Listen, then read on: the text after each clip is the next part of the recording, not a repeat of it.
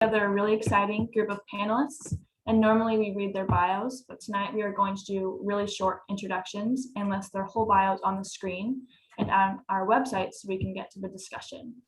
We ask our audience to mute yourself to prevent background noise, but encourage you to drop your questions and comments in the chat box. Additionally, we are recording this conversation and will make the recording available to folks who registered. So if you do not want your image included, please turn your camera off. If you haven't filled out our poll, please do so.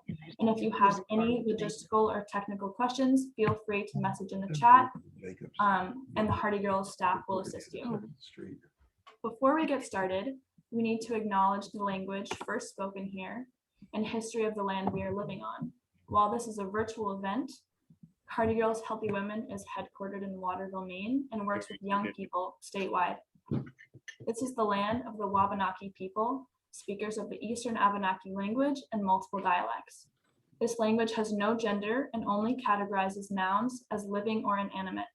While Wabanaki culture has defined gender roles, they are also egalitarian, recognizing the value of gender's contributions equally.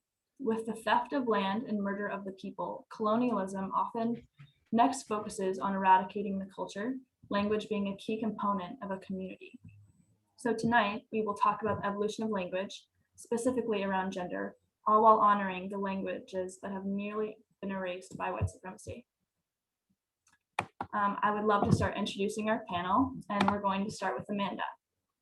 Amanda Montell is a writer, language scholar, and author of 2 books, including the critically acclaimed Word Slut, A Feminist Guide to Taking Back the English Language. Welcome, Amanda. Is there anything that you would like to add?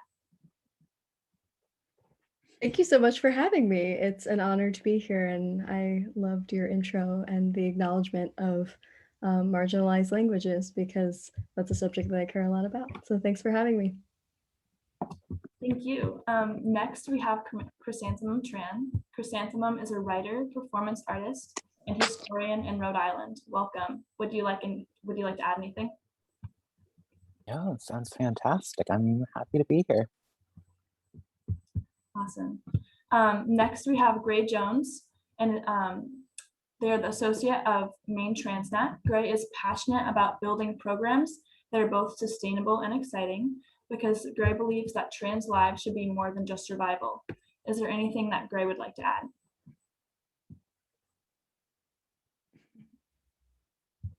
Don't think they're on yet, so we'll give them another chance when they get here. Hillary Waterman is next. She is an anthropologist interested in the pragmatics of language and social identity. In particular, how people use language to both index and subvert norms about gendered entitlement. Welcome. Is there anything that you would like to add tonight? No, but thank you for inviting me. I'm very excited to participate. Thank you.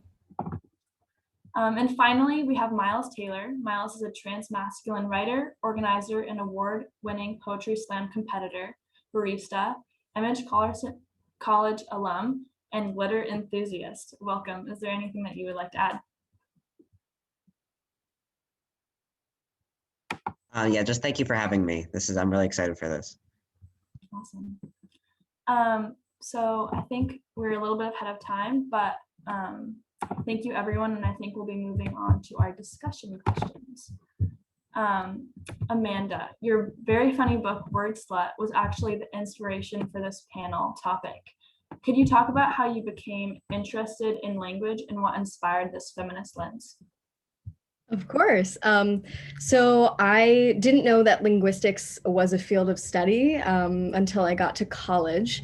I had always been a loquacious child. I often tell a story about how I received a thesaurus for my 10th birthday and my whole world was blown open. And I was always fascinated by this field that I would end up learning was called sociolinguistics, the relationship between language and how we move through the world, how we're perceived, how language can affect how you cultivate an identity, how your identity is perceived by others, how you access power, all kinds of different aspects of who you are as a person and how you experience the world. And then I got to college and I discovered that there was a small but mighty coalition of fellow nerds called linguists who are interested in these similar subjects. And I was interested in so many aspects of linguistics, but it was really my sex, gender, and language courses in college that lit a flame, because not only was I nerding out about things as niche as what your tongue is doing when you make a rhotic American R sound, or why Americans love a British accent so much and perceive it as so prestigious. Now we were talking about these subjects that really had urgent and very relevant implications. And it was mind-blowing to me just how intimate the relationship between language and gender really is. And so I wrote Word Slut to sort of take some of these academic studies that were kind of on a high academic shelf and weren't as accessible to as many folks as really I knew would be interested in them and deserved to know this knowledge. I wanted to bring down these academic studies from the high shelf and make them accessible and fun and funny, like your nerdy best friend was telling you about these things, so that women and other marginalized genders could have the knowledge that they need to feel empowered and learn to combat so many of the stereotypes that exist in our culture about, why we speak the way we do and certain language that's used against us. So that was the motivation behind Word Slut. Wow, thank you so much for sharing. We're going to move right on to the next question, which is for Myles. A lot of your poetry explores your personal gender expression, and we were wondering, how has language hindered or helped your understanding of your own personal identity? You're throwing the hard balls already, man. So it's tough. Identity and everything is difficult, because I think of personal identity and identity words as like community introductions, but not necessarily like the whole conversation, if that makes sense. Identifying as trans and then like finding, talking about my own personal identity and finding words to describe it has helped me branch out and find other people similar to me. But identity can only go so far. There's a lot of various like everyone who calls themselves trans has an entirely different thought of what that means to them. There's a million different genders and lacks of genders out there, and so there's no universal experience necessarily with all these identity words, but they can get you connected in the beginning. You can find other people who have similar experiences to you and then really talk out what those differences are. And that's why I really like poetry, to be able to explore gender expression, because it tries to reach outside of just regular terms and really just like go nuts with it, and explain yourself in all these different metaphors and in ways other people wouldn't have thought of without sort of sociological terms to just like limit you. I have a boss at work who's non-binary who says that their gender is Pepe the prawn from the Muppets, and they say that dead serious. And it's that kind of thing where I think poetry and being able to describe your personal identity in metaphorical terms or in poetic terms is just really much more helpful than trying to stick to the terms that we learn, like just trans or just non-binary. Thank you. If I'm correct, Gray has still not joined. So I'm going to move on to the next question, I think. Hillary, in your bio, you mentioned studying how language can be used to subvert norms. As our vision is to cause a ruckus, we love this. And could you tell us more about the history of this and give us some examples? Yes, well, I love it too. And people people use language not to just subvert norms, but also to reinforce norms, existing norms, and also to create new norms. So language is very powerful, and it's a way that people can interact with each other. It's the only way we can interact with each other, really. And so I come from a background first in linguistics, studying sociolinguistics like Amanda. And then I realized that, what I was really interested in is the way that culture is emergent in language use. So I'm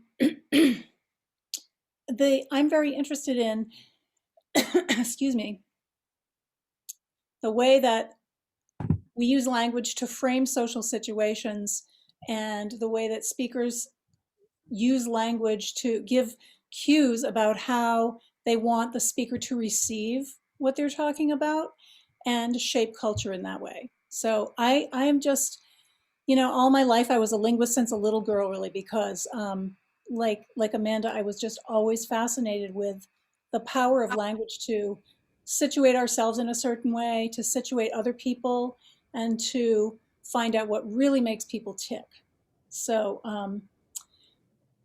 one of the, a couple of ways that jump out to me about the way that people use language to shape norms. People use language creatively now to, that we use hashtags to take ideas that are already familiar or maybe to countermand harmful language or harmful ideas that are implicit in the culture we have. Because to have a hashtag that says Black Lives Matter, it recognizes that there was an implicit norm that actually Black lives didn't matter to people so much. And the Me Too movement in a hashtag was, encapsulates the fury of people to, they have to express themselves. So that's a couple of creative ways that people use language. And then I'm fascinated with pronouns because, as many of the people on the panel know, that people use pronouns creatively to change culture. We're changing our culture by acknowledging that the rigid binary distinctions that we acknowledge in the language now doesn't really capture the experience of many, many people. So, language is expansive and creative and fascinating for that reason. I have my favorite subject in talking about the creativity of language is in interactional frames. So that's something I've studied a lot, is how people take language and they impose their own interpretation of what's going on in a social situation. So that's where I'm coming from. Thank you so much. Eva, you're getting some text messages from Kaya. Okay, Chrysanthemum, we're moving on to you next. In your poetry, you explore gender in addition to other intersecting identities.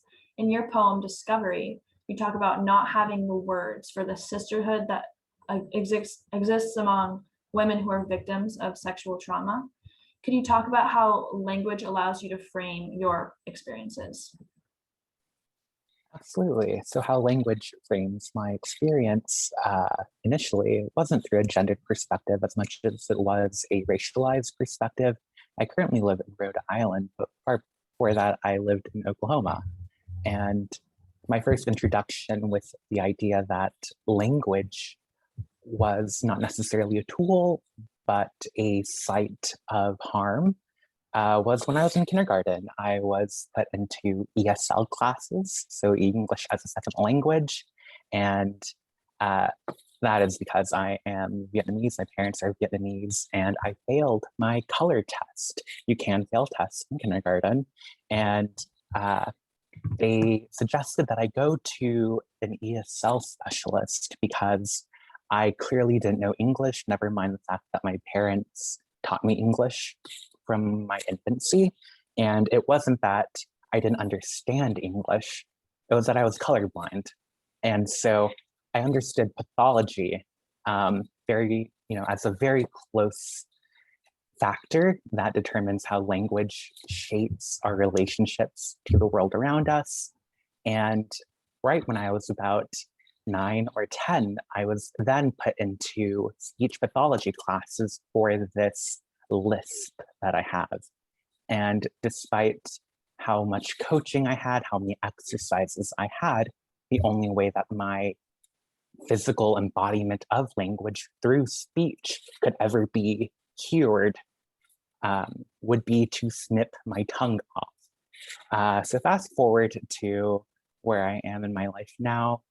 I am a trans woman. I'm a trans woman of color. I am an Asian American woman. And through those lenses, I understand language not just to understand identity, but to describe how individuals who form coalitions with each other identify each other through specific language.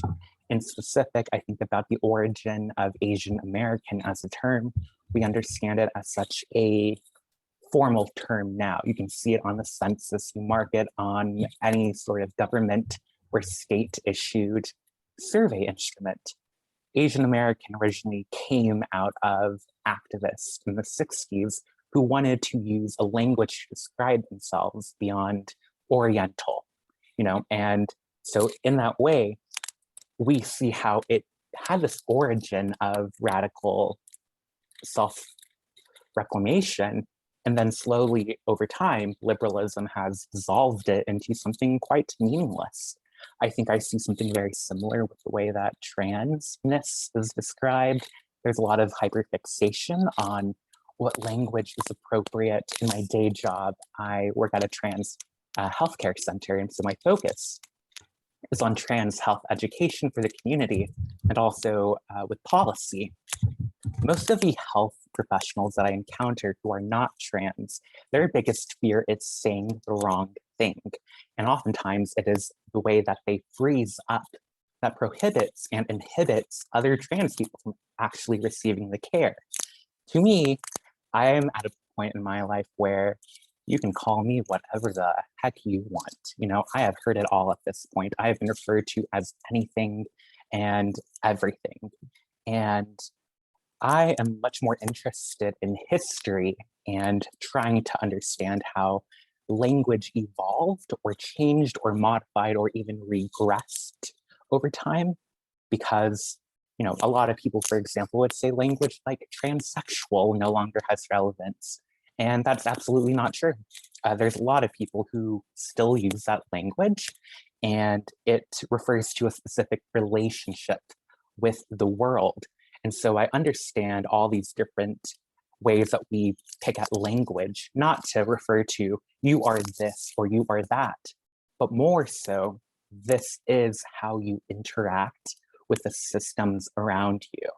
And for me as a trans person of color, language does not serve me. Language is something that prevents me from quite literally being viewed as normal. You hear my voice over the phone and you can clock me as a man. You hear my voice and I don't sound like I am fully American, so to speak. But it is the way that it manifests in my physical material world that is shaping my everyday life. Thank you so much. Amanda, in your book, you talk about how gendered language can evolve or devolve, specifically terms used to describe women. Tell us more about that phenomenon. Sure. I also just, I loved everything that Chrysanthemum was saying and everything that all the other panelists were saying as well. And I wanted to kind of comment on some of that.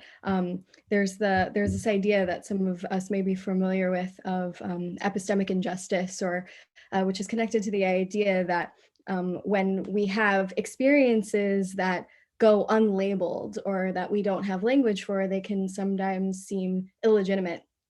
And so for a long time, there weren't labels in the English language for experiences like homophobia or domestic violence or intimate partner violence. Of course, the language changes over time as we become more aware of these things. But before those terms existed, those experiences were not considered valid, and victims were blamed and people were blamed for their own oppression. And so I think it's really interesting that labeling can really do so much to legitimize certain experiences, but it can also hinder us, like what Chrysanthemum was saying. Like our language has its limits. Like language is man-made, or there's a piece of gendered language right there. The language is human-made. See, these things are so deeply embedded, even I use them. But these ideas are so deeply embedded, and we take language for granted at folks of privilege, at least, take language so for granted, and we think of it as this unchanging thing like gravity or the sun. It's this like stagnant truth, but really like language and culture are inextricably linked, and language is a reflection of culture and culture is a reflection of language, and they evolve side by side. And something on the story, the Chrysanthemum story of color blindness, there's this analogy that I sometimes like to use to illustrate the language between, or the relationship between what we have language for and what we perceive as legitimate.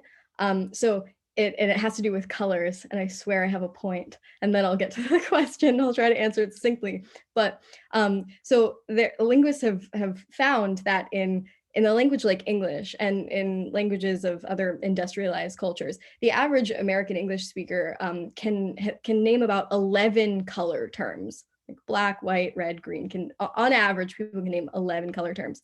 But there are other languages where speakers only have terms for maybe 5 colors, and there are even speakers of languages that only have 2 color terms, light and dark.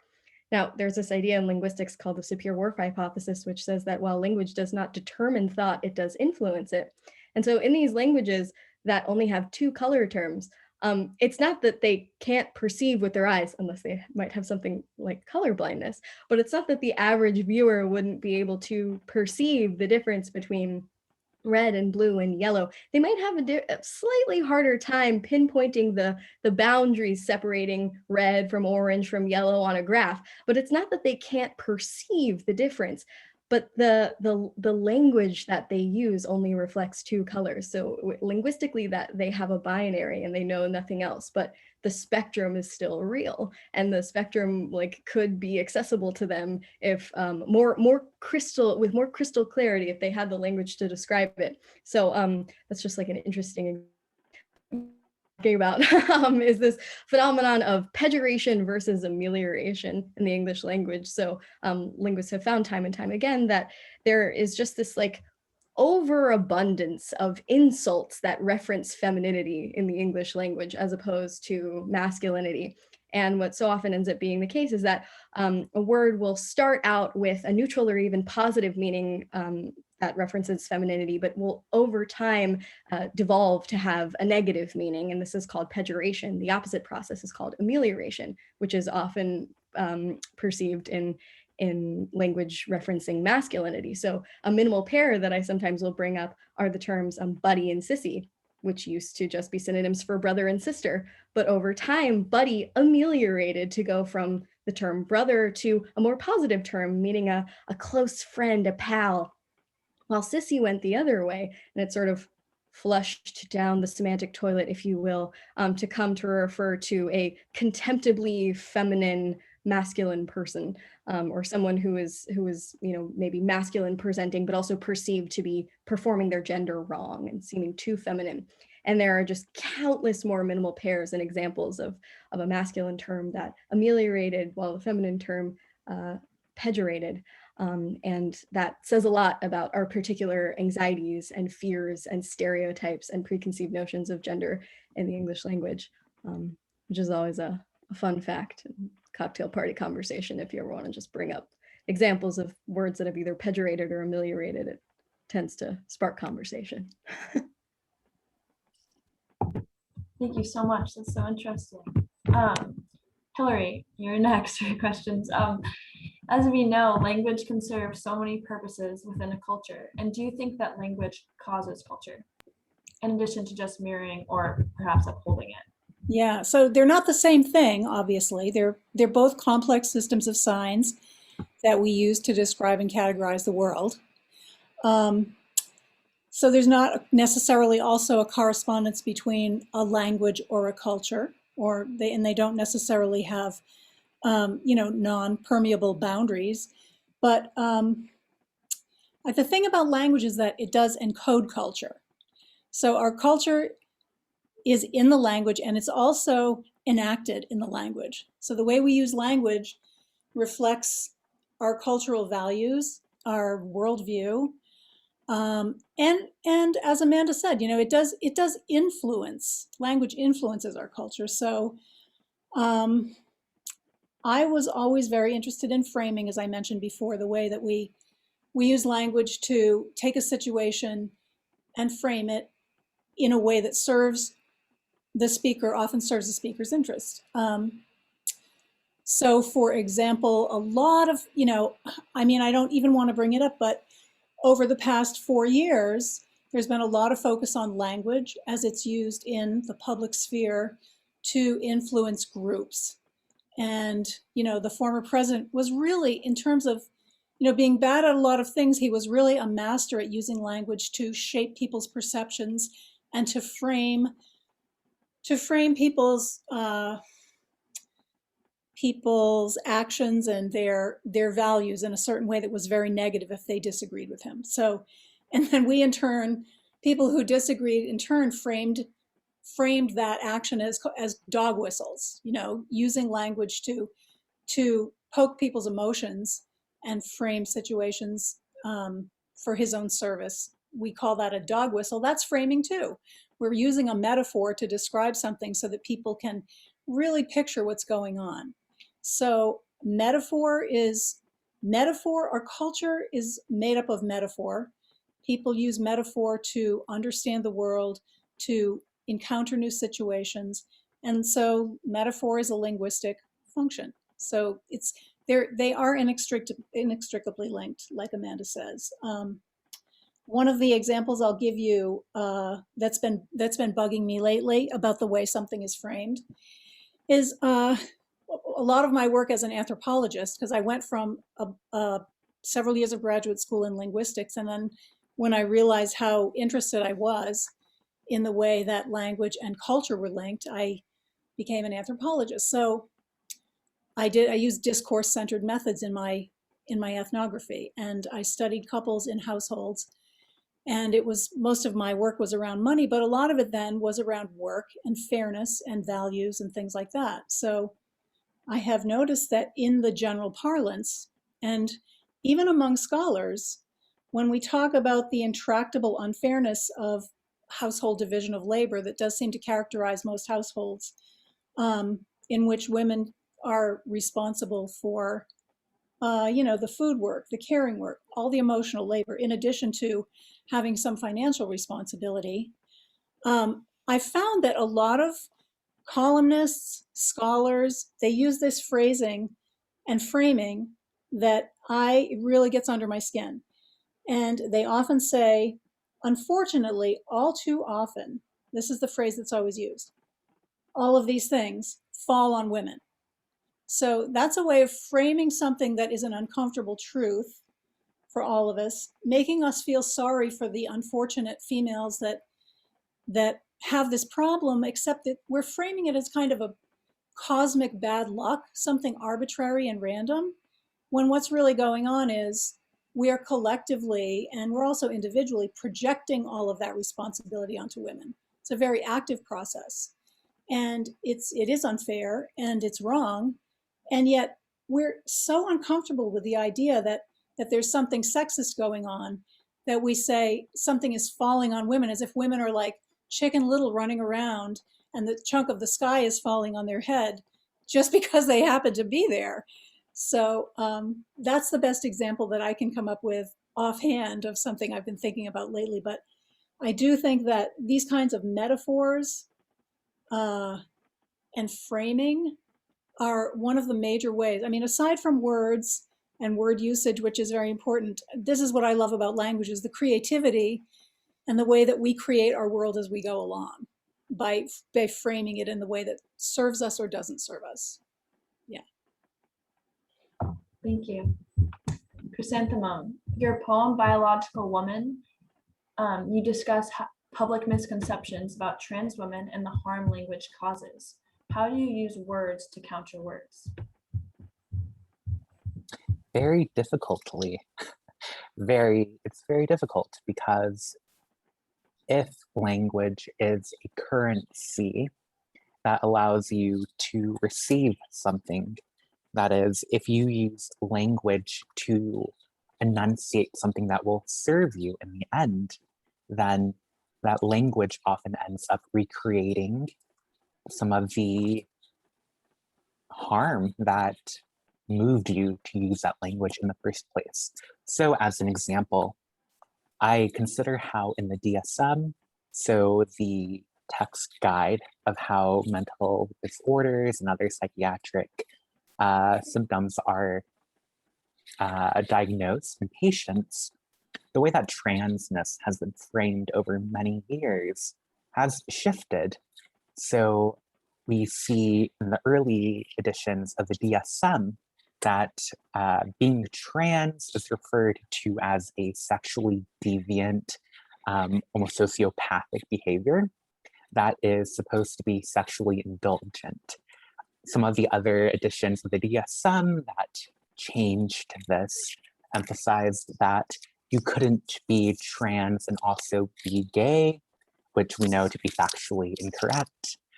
We also see how now the most common language used by medical professionals would be gender dysphoria to describe what is it that trans people have in order to qualify themselves as trans.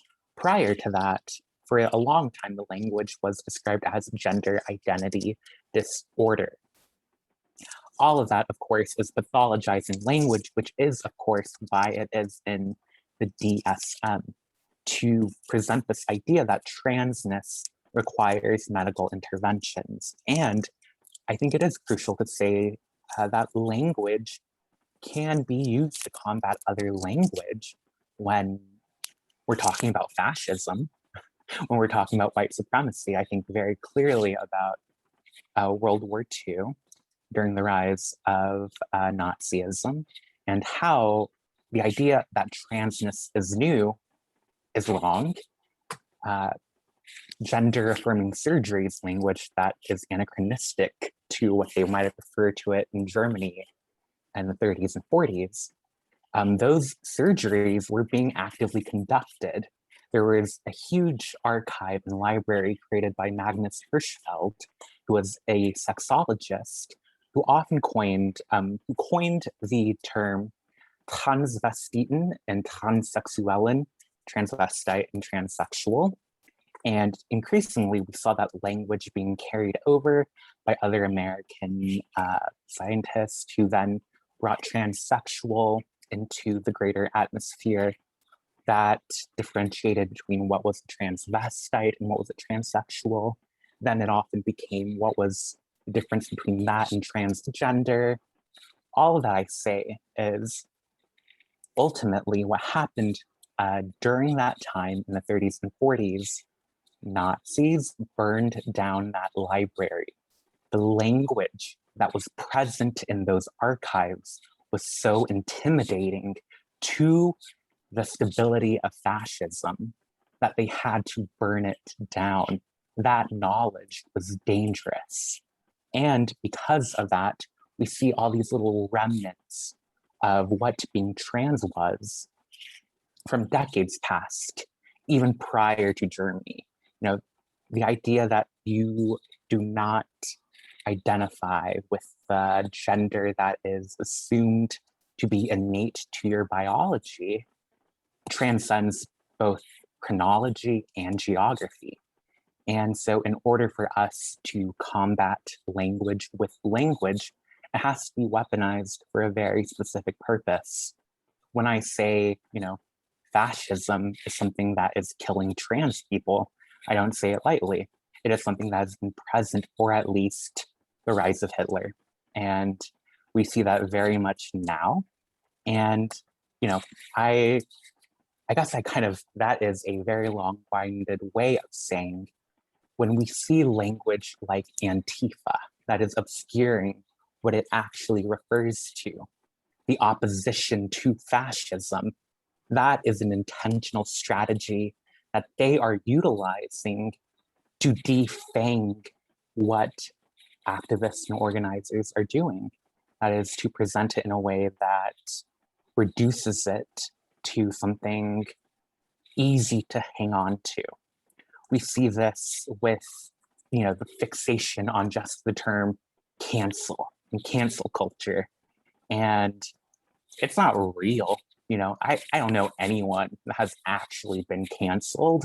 Like, I literally can't name it. Like, show me on Wikipedia. There's nobody. And through that, we see this evocative language that is being utilized by pundits everywhere because it stirs something up in you. much in the same way that Trump's rhetoric evoked something within people. And so, ultimately, I think that narrativizing our lives does come with the danger that it also might be misinterpreted in the end. And that is not necessarily something that we can control for. Thank you. Myles, your poem, Boy with Wings, explores physical expressions of gender and images in mythology. And you say we have to learn to ungender the things that we love. Could you talk a little bit more about this? Yeah, so I think something interesting and something that kind of goes with what we've been saying. I have so many thoughts in my brain from all the things that just happened that I want to hit on like 5 different points. I'm going to see what I can do here.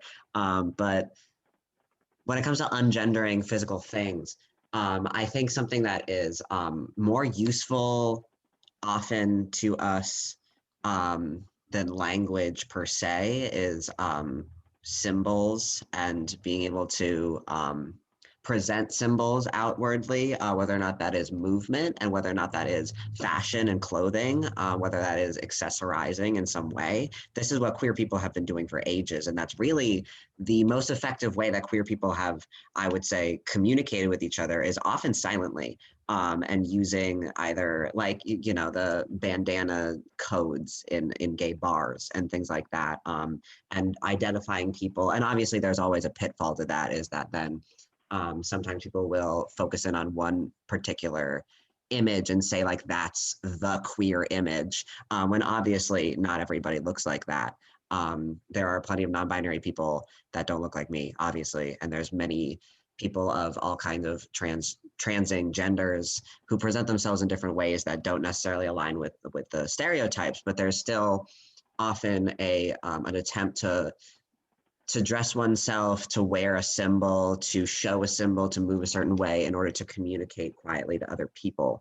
And so when I say ungendering things, I think what I mostly meant by that is to just mix as many different signals as I want and to make them work for me, and to make myself just a combination of symbols and of ideas instead of necessarily just a combination of genders or gender stereotypes, and then to just kind of like let the world deal with that and figure out, just figure it out.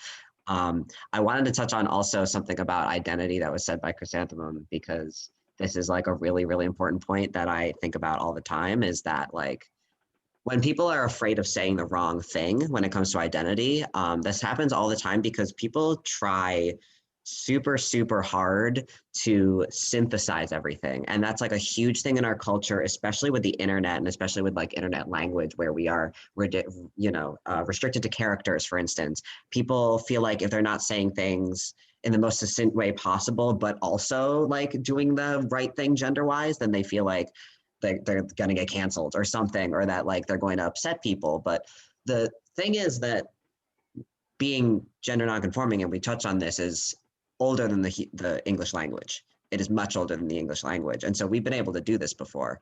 And we don't need to just have certain specific terms. All you really need to do is to say what you mean and explain what you mean.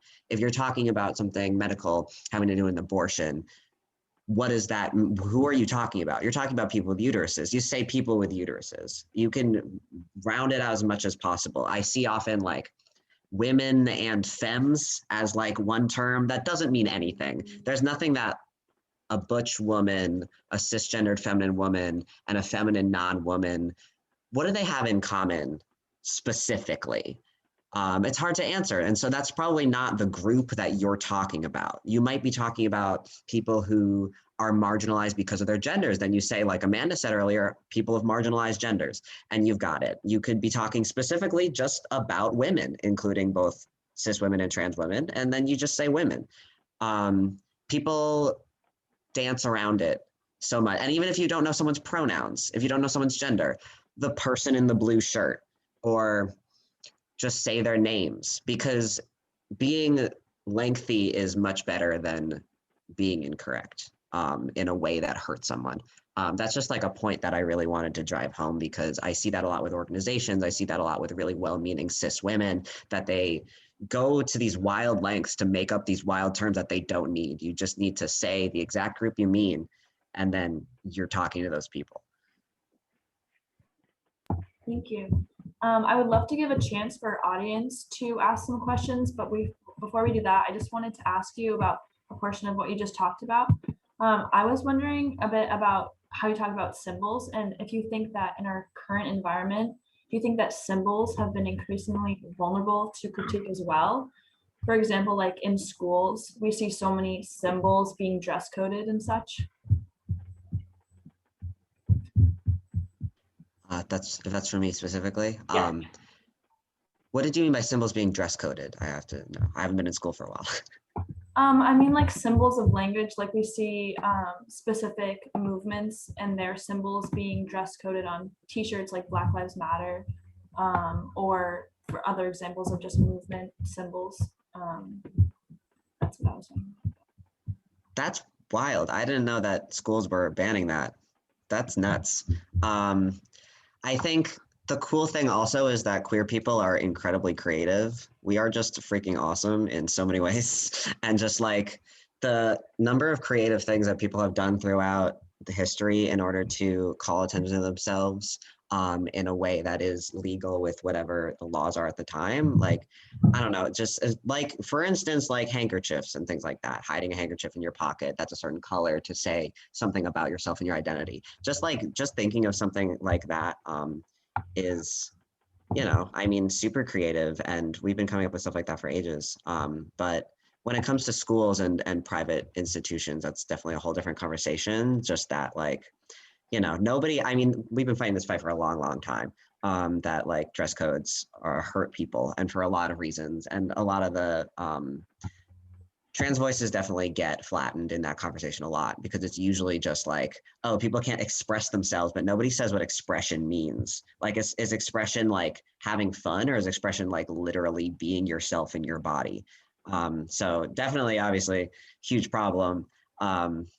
And yeah, I mean, like, I don't have the answer to that other than just to keep fighting that whole train of thought of people who are enacting these things. Thank you for that. So I would love to open it up to the audience. You can put it in the chat, or I think you could raise your hand or just speak, I guess. But yeah, go ahead. Hey, this is Katie. This is a question for everybody, but is specifically a question for the linguists, so Hillary and Amanda. I have been learning about the Yaqui culture in the Andes, and I've learned that their language lacks certain postulates that English speakers use to rank and delineate between different things. So number, better, best, more, most, gender, things like this. And English is fundamentally based on many of those postulates. And I'm wondering if there is a precedent set for a language like English, which does conceptualize of the world in that hierarchical way, to evolve into one that does not use those types of postulates and those types of hierarchies. Like, we're already seeing the beginning of evolution of our language, particularly in regards to gender. I'm wondering if there is a language such as English that has evolved out of conceptualizing of the world that way, perhaps starting with gender or something else. Like, has that ever been done? And is that possible? Wow, that is a fascinating question. A language such as English, I'm not. I'll try to answer this question as best as I can.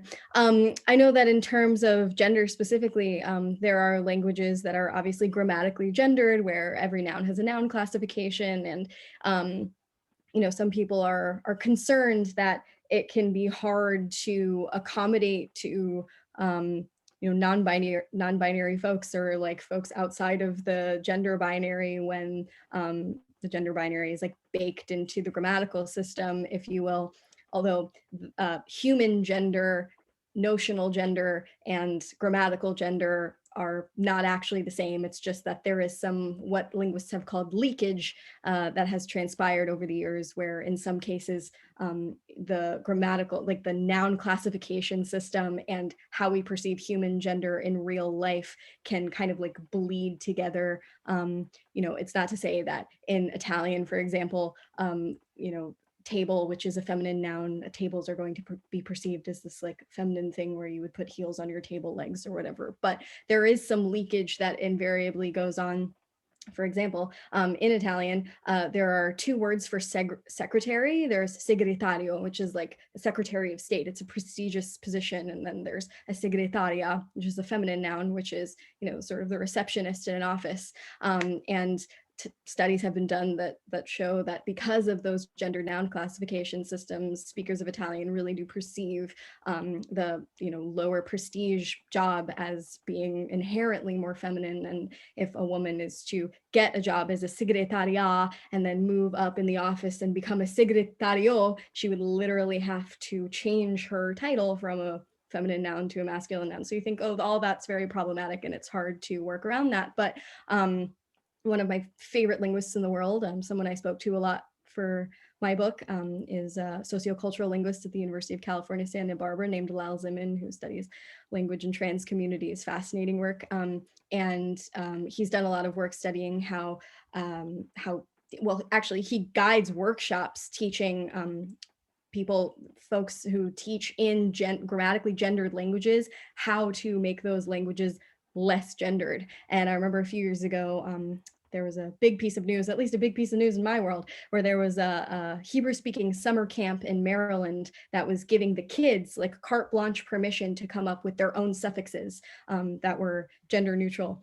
And so in terms of like some of those postulates and ranking things in terms of superiority and inferiority, I'm not sure, but I know that there are ongoing movements that are kind of like putting the power in the hands of like the youth, and also the power in the hands of like educators, because like language is a grassroots campaign. Lexicographers and grammarians and people that can try to police language from the top down, but it's a futile effort because really language is always going to evolve from the bottom up. And so sort of like Myles was saying, like, keep fighting that good fight, because really like the youth and the next generations coming up will determine whether or not Hebrew continues to be a grammatically gendered language, or whether or not it will accommodate to more gender inclusion. And there are languages like Sweden that have accommodated to more gender inclusion without much upset, because in Swedish culture, they're just like chill, like it's fine to be a non-binary person moving through the world. Well, more fine than it is in a lot of other places. So I would say that like these movements are ongoing, and I can't think off the top of my head of a language that has slayed this yet, but I am hopeful. Well, the essence of language is that it does change. And I think I would use the word change instead of evolve, just because language changes, it changes, language and culture change. And so as we talked about before, language can affect culture, but culture is always going to affect language too. So it's going to reflect the culture as the culture changes, and they feed off each other. There's a bit of a positive feedback loop there, hopefully. So, and I don't know about, I was trying to think about, I don't know anything about the synthesized language Esperanto, but is that gender free? Do you know, Amanda? I mean, this is a long time ago, but people decided to create a language, Esperanto. And I think there might have been an effort to keep it less gendered. But yeah, I would definitely talk about the idea of language changing and flowing along with the culture is definitely right on. I don't know if that answers your question, Katie, but.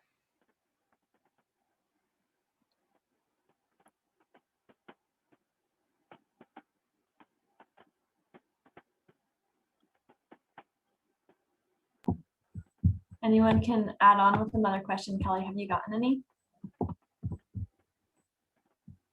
I haven't seen any throughout the time, but I know we had one more. You had a great one, Aurora, that you wrote.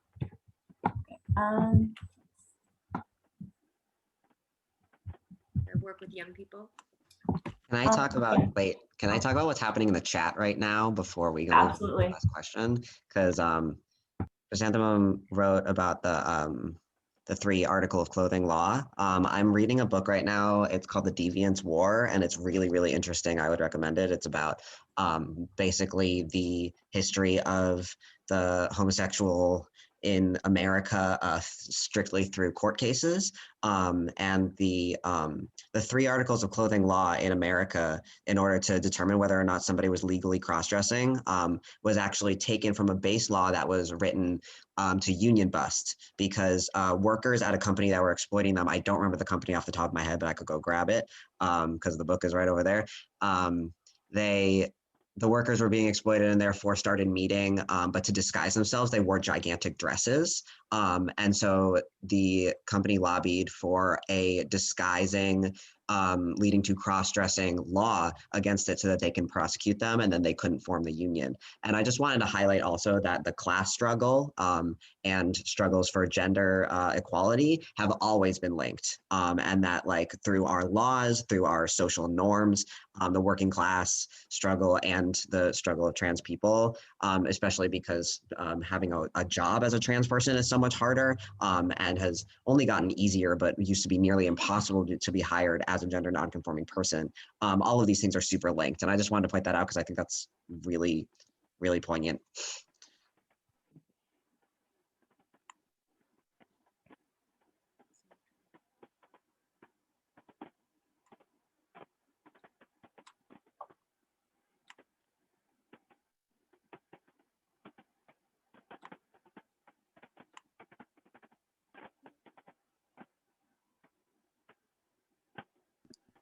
I think we might have a hand raise. Andrea? Yes, thank you. I firstly want to thank everybody and the panelists and everybody who put this conversation together. I'm so proud to be in a state that cares about this so deeply, and I really hope that you are able to continue creating awareness about this work. I had just a thought, and I don't know if anybody part of this discussion may have some indicators or advice for me, but I'm a multilinguist in the sense that I am just curious about language and I speak multiple languages. And in my language of origin, Romanian, we have polite pronouns. They can be also used at times as neutral pronouns. So throughout the years and ever since I've been exposed to gender fluidity myself and have been exploring it, I started connecting with my friends back home, whom I haven't visited in a long time. So I'm not quite up to date with, let's say, the trans community there, or how people are expressing themselves and how they're, taking this battle, how they're able to effect change. I believe there's not much that is happening because just a few years ago, pride parades were, banished, and people had to do everything very secretly to be able to express themselves and feel that they're, human beings. In any regard, I'm curious to know if anybody would know about languages where the usage of polite pronouns are being adopted by trans communities in order to express gender fluidity. I actually just want to talk real quick about Romanian language because I only speak English, but I spent a week in Romania a couple of years ago on a poetry exchange, actually, where Romanian poets came here, and me and a group went to Bucharest. I don't speak any Romanian. And honestly, I'm not really even sure if they understood my poems most of the time. But when they read my bio out loud, I don't think they even told me this beforehand, or if somebody who was bilingual had let me know afterwards. But since I pretty much only used they, them pronouns at the time, they didn't have anything that really translated to that. And so they used the plural masculine, which, first of all, like, if we had a plural masculine, I feel like that'd be the vibe for me. But second of all, like, just the fact that they have all these options and they just had to improvise in that moment, I thought was really awesome and really cool. And the audience, I could tell, were like confused when they were reading my bio, and pretty confused when I was up there. Also because I wasn't on hormones yet, so I was definitely just like this like being. But I everyone was like really cool about it afterwards. I guess so. I also know I have a friend from Puerto Rico who is non-binary and who invented their own pronouns in Spanish. I think they don't live in Puerto Rico at the moment, but I know they've talked to other people who have either seen that before or who have experienced that before as well, people coming up with their own pronouns. And so that's just like, I think it's really cool how people can improvise with the language they're given and do what they need with it. That doesn't fully answer your question though. I can't think of a specific language that uses formal pronouns or polite pronouns as a gender neutral option.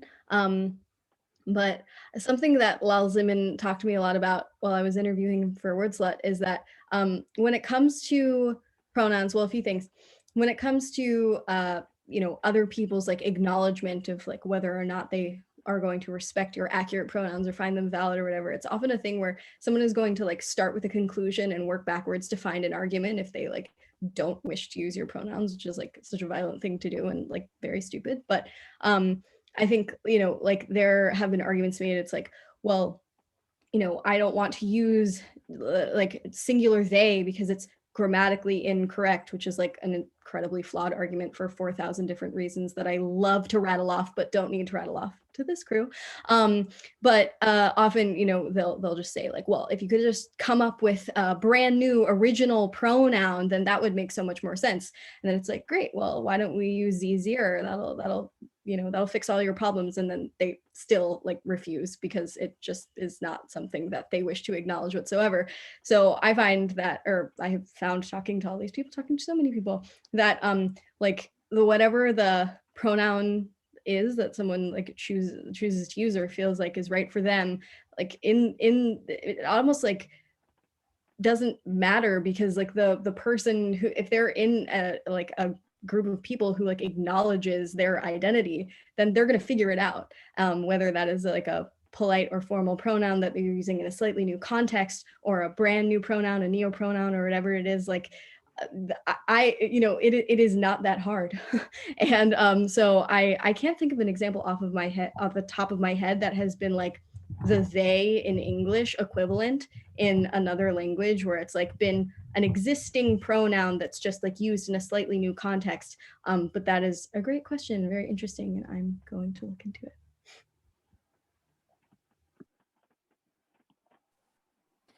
Also of note, because I guess the first pronouns I ever used were Vietnamese pronouns. Vietnamese, like many Asian languages and other indigenous languages, use kinship terms. So rather than saying, I talked to her, she is amazing, I am referring to someone consistently by their relationship to me. So I often find that being able to identify my relationship to other people is also how I understand language.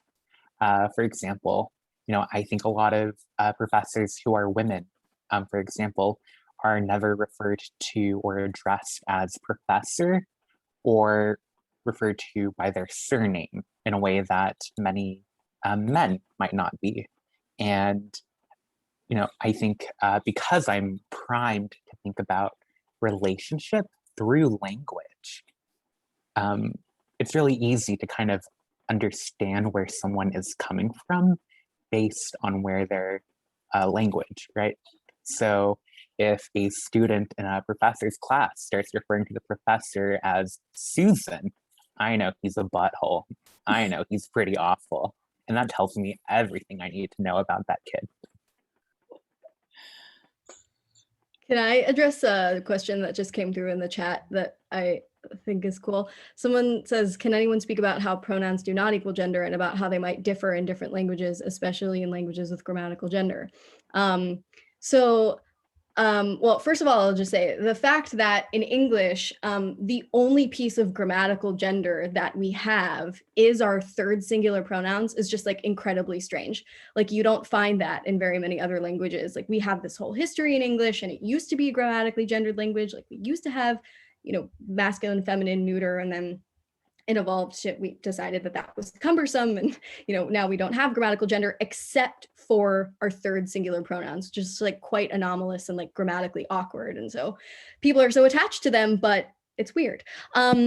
But my favorite example of a gender neutral way of going about pronouns comes from the indigenous Algonquin languages of over North America, and they have two gender non-specific third singular pronouns that can be used in conversation, and who gets which is determined by which person is more central to the conversation. So in these languages, your pronouns would change depending on the topic you're discussing. And this system is called obviation. And I think it's terribly clever.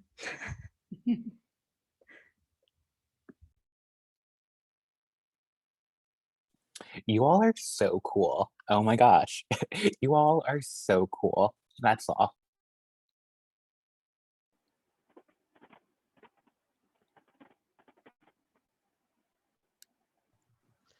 I think we lost our moderator. Is Aurora? Yeah. She came back on. No, maybe we lost her again. All right. I was just saying to my coworker that, we usually try to really be really respectful of people's time. We said we'd end at 8, but you guys are all talking and I'm just like, and loving all of it. And I want this to go on forever. So, but I do want to be respectful. And I just want to have a dinner party with you panelists now. So you get a strange request from a Hardy Girls email address. That's what's going on. We'll invite everybody back again. I've really enjoyed this conversation. I hope everyone else has too. And anyone who's familiar with Hardy Girls knows that when we hold events such as these roundtables, we don't just want more conversation, as incredible as tonight's conversation was, but we really want people to, we want to push for action as well. So just as these panelists have shared the different ways that they are challenging norms in the world, we want to leave each of you with some steps to get involved. You've all received an email ahead of time, and you'll see another follow-up tomorrow with some resources that they've provided with organizations, books to read, videos to watch, poets to follow, all kinds of things. And so we encourage you to check those out.